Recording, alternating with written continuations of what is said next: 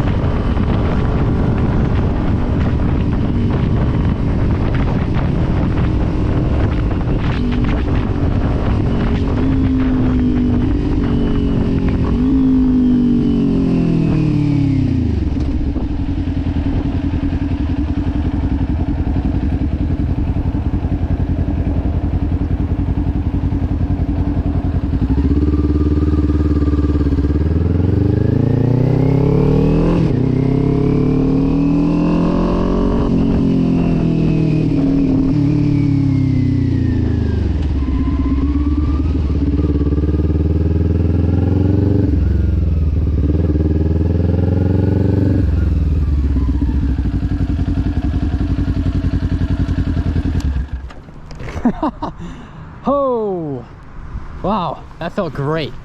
Oh, that felt so good. Wow, she was screaming.